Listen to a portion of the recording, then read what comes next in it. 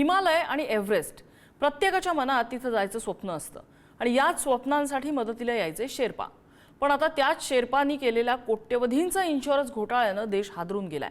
नेपाळ पोलिसांच्या तपासात समोर आलेला हा घोटाळा $20 मिलियन महाघोटाळा आहे। म्हणजे थोडक्यात हे घोटाळ्याचा हिमालय आहे की हिमनगाचं टोक, इतका भयंकर प्रकार हा समोर आलेला आहे।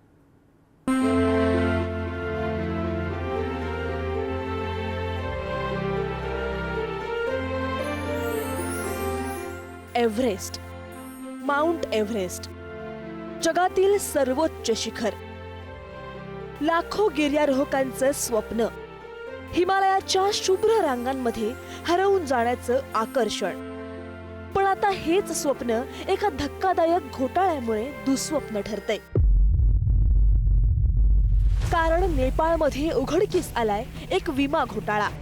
हा हिमालयन रेस्क्यू स्कॅम जगभरातील ट्रेकर्सना हादरवणार आहे। नेपाळ पोलिसांच्या तपासात गिर्यारोहकांच्या जीवाशी खेळणारं आणि विमा कंपन्यांना लुबाडणारं एक मोठं रॅकेट समोर आलंय।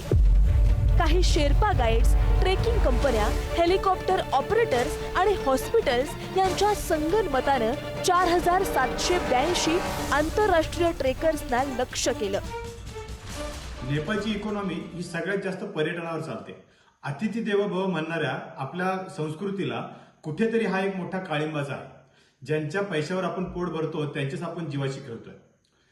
शेर्पा, ठराविक एजन्सी, ठराविक शेर्पा, हेलिकॉप्टर लॉबी, त्यानंतर हॉस्पिटल लॉबी ही मोठी चेन मिळून ह्या सगळ्या प्रकरणामध्ये सामील आहे। आता त्यांच्यावर कारवाई झालेलीच आहे, पण ही जर कारवाई जर लवकर झाली नसती किंवा ह्या कारवाईला आपण वेळ उशिराही झाला असंही म्हणू शकतो, कारण आतापर्यंत अशा अनेक गिर्यारोहकांच्या जीवाशी खेळ करण्यात आलेला आहे। 30 गाईड्स, एजन्सीज आणि ऑपरेटर्स गिर्यारोहकांच्या खाण्यात बेकिंग सोडासारखा पदार्थ मिसळायचे। गिर्यारोहकांना अचानक आजारी पडल्याची लक्षणं दिसायची। हाय अल्टिट्यूड सिकनेसचा धोका दाखवला जायचा।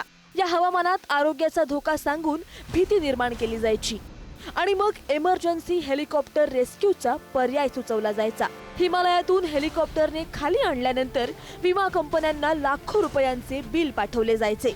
2022 ते 2025 या काळात 300हून अधिक बनावट बचाव मोहिमा रचल्या गेल्या।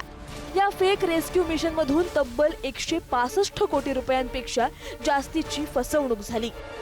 हा घोटाळा उघड झाल्यानंतर काही आंतरराष्ट्रीय इन्शुरन्स कंपन्यांनी नेपाळ ट्रेकिंग कव्हरवर पुनर्विचार सुरू केला आहे। या घटनेमुळे नेपाळच्या पर्यटन क्षेत्रावर परिणाम होण्याची भीती व्यक्त केली जाते। स्थानिक अर्थव्यवस्थेलाही याचा धक्का बसणार आहे। प्रकरण खूप भयानक लेवलचं आहे। ह्यासाठी गिर्यारोहकांनी पण खूप महत्वाची काळजी घेतली पाहिजे। 2 रुपये वाचवण्याच्या नादात आपण अशा कुठल्या तरी फर्जी आणि डमी किंवा बोगस कंपनीकडे तर रजिस्ट्रेशन करत नाहीये ना, ह्याची काळजी घेतली पाहिजे।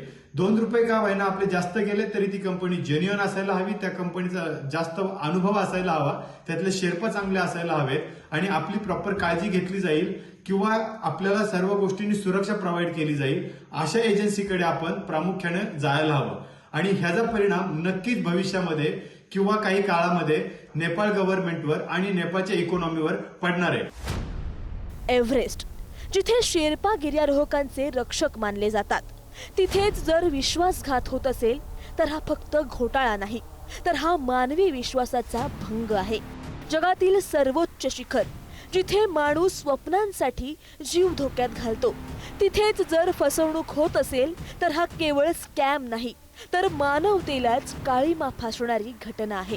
ब्युरो रिपोर्ट, पुढारी न्यूज।